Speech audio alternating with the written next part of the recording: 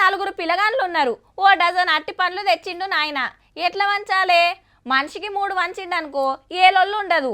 అదే ఒకళ్ళకి 5 ఇచ్చి, ఒకళ్ళకి 4 ఇచ్చి, ఇంకోళ్ళకు 2 ఇచ్చి, ఇంకోళ్ళకు 1 ఇస్తే ఎట్లుంటది?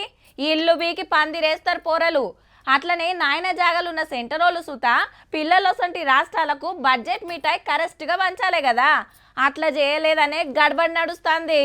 సెంట్రల్ బడ్జెట్ లో తెలంగాణ గుండు సున్నా ఇచ్చిండ్రు, గాడిద గుడ్డు పంపిండ్రని జంగులేపుతాండ్రు కాంగ్రెస్ పార్టోళ్ళు. నిరసనలు, ధర్నాలు, దిష్టి బొమ్మలు కాల్చుడు జోరుగా నడిచింది. మెట్రో రైలుకు, మూసీ నదికి, ప్రాజెక్టులకు, పథకాలకు దేనికి ఇయ్యలేదని గరమైతాండ్రు.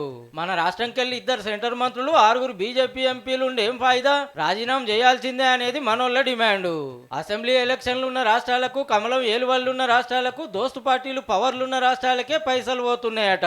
మా నిధులు తీసుకెళ్లి వేరే వాళ్ళకి మీ రాజకీయ పబ్బం గడుపుకోవటానికి, మీకు సపోర్ట్ చేసేటటువంటి రాష్ట్రాలకి, రేపు రాబోయే ఎన్నికల్లో ఉన్నటువంటి రాష్ట్రాలకి దారాదత్తం చేస్తే తెలంగాణ ప్రజలు చూస్తూ ఊరుకోరు. రూపాయలు కనీసం 40% కూడా మళ్ళీ తెలంగాణ మీద పెట్టట్లేదు. చేళ్ళంతా జూటా దేశంలో అన్ని రాష్ట్రాలకు ఇచ్చినట్టే తెలంగాణకి ఇచ్చిండ్రు. మనకు కావాల్సినవి రావాల్సినవి బగ్గనే వచ్చినాయి అనేది బీజేపీ లీడర్ల మాట.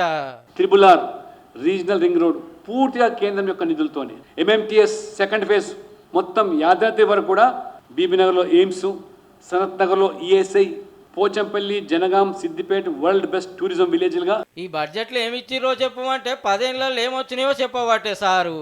కాంగ్రెస్ వాళ్ళు ఈడికే ఊకోరట, పార్లమెంట్లకి బరాబర్ ప్రశ్నిస్తారట మా తెలంగాణకి ఎందుకు ఇయ్యలేదని. చూడాలి మరి ఆడెట్లుంటుందో.